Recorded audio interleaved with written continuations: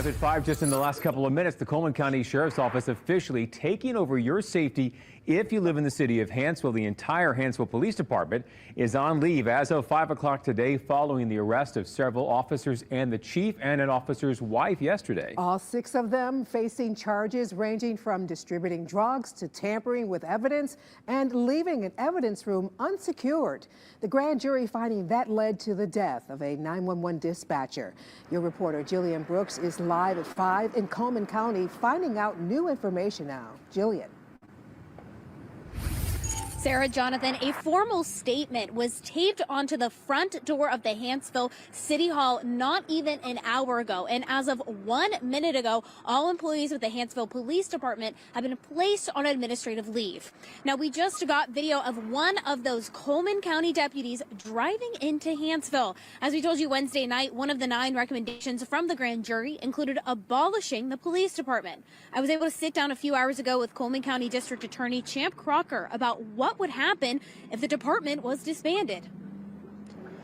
I know that Sheriff Gentry spoke yesterday and talked about his willingness, if necessary, to protect the people of Hanceville, and that's something that we're committed to doing as well, because the police department or not, the people of Hanceville have a right to be safe in their homes.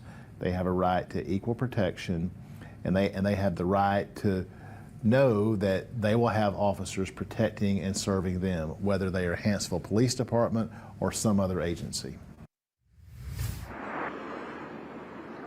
Now, the notice signed by Mayor Jimmy Sawyer stated that the council will have a special called meeting next Thursday, February 27th at 5 o'clock, and we will have a crew there. Your reporter live tonight in Hanceville, I'm Jillian Brooks for WBRC 6 News. On your side. All right. Peace and blessings, all praises to the Most High. And there you have, down there in the county of Coleman, Alabama, specifically the city of Hanceville, you have an entire police force, chief and all, being disbanded because of their rampant corruption. Now, if you don't know Coleman, Alabama, there has been videos about Coleman, Alabama being a sundown area. Now, the county boasts a population of 87% white people and only 1% black.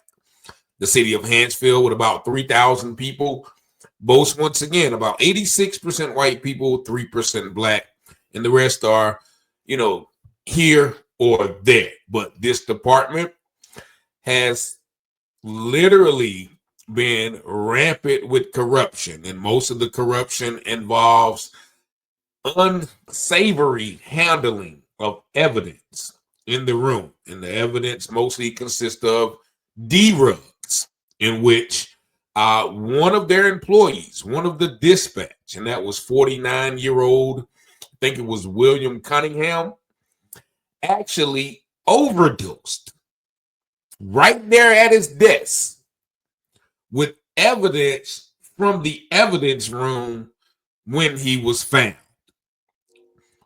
They was able to go in and out of the evidence room, many of the officers and dispatch, and pretty much get high at will.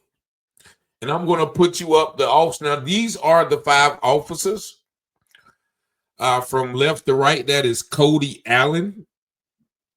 The second one is Jason Wilbanks.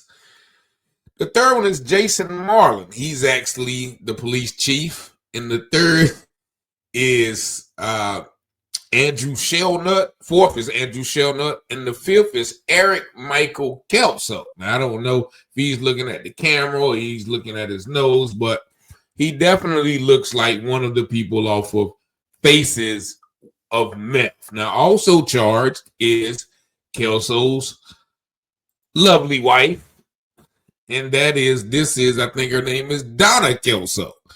And, once again, through my expertise in, drug usage analysis, it looks like she herself may have been a progenitor of some substances.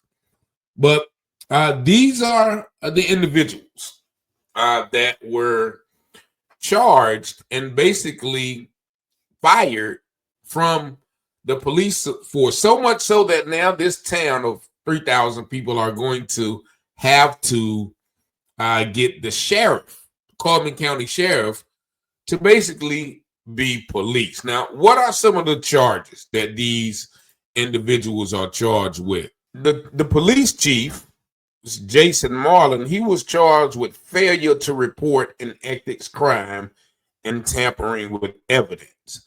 That basically means he knew what was going on under his watch, and he failed to report it, and he also was tampering with evidence. Maybe he tried to cover up the amount of substances that was found at the desk of Willingham. Excuse me, his name was not Cunningham, it was Willingham.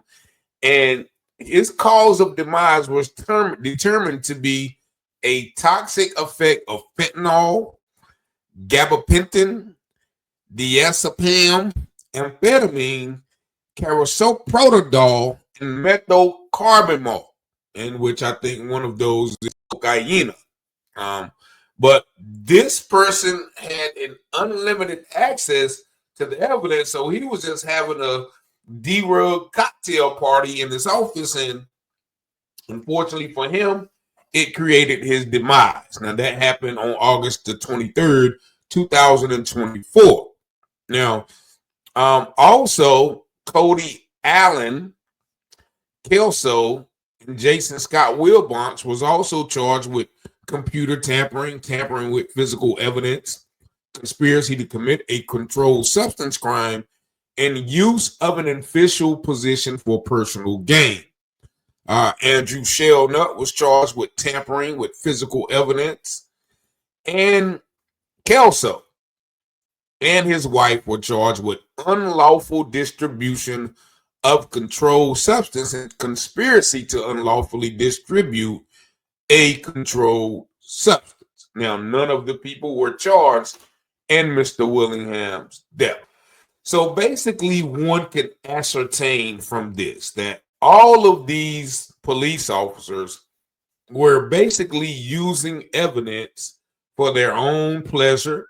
They were distributing evidence. They said that they weren't distributing the evidence to people outside, just amongst each other. But can you imagine, with that much access to all of the D-rugs that you have seized over time, that you wouldn't take it out and redistribute them on the streets? Now, also, you have to think about, if they are doing this within the privacy of their police department, imagine what type of violations and negligence and assaults and misconduct that they are doing in the community. I think that everybody charged with the charge by these people, if you're in Hanceville or Coleman, Alabama, your case should automatically be withdrawn. Like, these are criminals, hardcore criminals. Now, we have dealt with our own situation with Mike Cox and Chris Worth in our own Wayne County. He was also actually, now he was getting keys out of the evidence room, keys and ounces, and hiding, like they had over 100 guns stacked in a closet, and they were out there, distributing pills, setting up armed robbery. These, go back and watch the video about Mike Cox. Now, so these are just two cases that we know of. Think about all the rampant corruption that goes on in police officers or police stations all across the country. It is only when they get caught is it exposed. But think about all of the people who are doing things like this and have yet to be caught. Think about all the people who have had to suffer at the hands of individuals like Cody Allen, who looks like a broke version of Hacksaw Jim Duggan with a haircut. You have this is Jason Wilbanks. Looks like a stand-in for Tony Soprano hitman on that show. Here you have the chief, Jason Marlin, who actually looks like a marlin. If anybody ever seen a marlin, that name is fitting. And here we have Andrew Shellnut. Now he definitely looks like he's shell shocked. Eyes wide shut, as they say. And the most ogre-like officer of them all, and that is Eric Michael Kelso. I don't know how he made it through the training, to shoot the pistol, how he passed the marksman test. I would be, if I was in a firing squad and he was one, I would definitely object to him being a member of the firing squad, especially if he was the one who had the live round. And then, you have Donna Kelso, who evidently has, lived a very hard and suspect life. But, these 5 individuals were caught. And fortunately, for the people, I guess, of Hanceville, that they're going to get a brand new sheriff department. But then again, okay, how is the sheriff? Like, you got to understand, these people behind these badges are human beings. Many people don't know, but police officers have the highest rate of domestic abuse and divorce in the country. And also, there's a high rate of alcoholism and drug use amongst police officers. So, considering all that, they have a hard job, but, there should be measures put in place to prevent these officers from going rogue, as we've seen through so many videos that I've done throughout the past year. This is, I guess, a win, as one of the people put it, for law enforcement. But just imagine how many of those towns across the South, Alabama, Mississippi, Georgia, Tennessee, New Orleans, Louisiana, Texas, all of those little towns. Can you imagine what goes on in those little rinky-dink, redneck-run police officers, police stations all across the nation? Something like this. More. And if you remember the movie American Gangster, shout out to Frank Lucas, who's actually from Lake Grange, North Carolina, right in Wayne County. But if you remember, those officers would go right to the evidence room and remove the evidence, take it out and put it back on the streets. One officer, Richie's partner, he was a straight up drug addict. And there were so many rampant cops in the department that Richie was alienated for being the good cop. And that is how it is in a lot of these departments. Someone told me, as I mentioned, as I addressed the Goldsboro City Council about police brutality, somebody mentioned, why do you say that there are good cops? Because if there are good cops, then they would be telling on the bad cops, which I cannot disagree with. Couldn't agree more.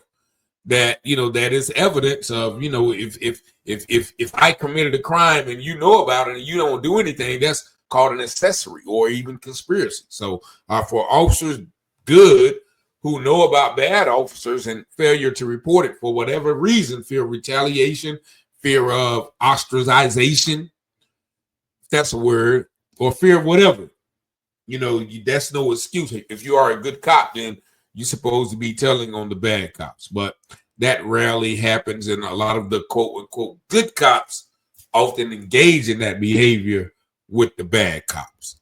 So, fortunately, Hanceville has a whole new sheriff in town, literally, and that is the sheriff of Coleman County. But y'all let me know what y'all think in the comments. 919-587-7782. Peace and blessings.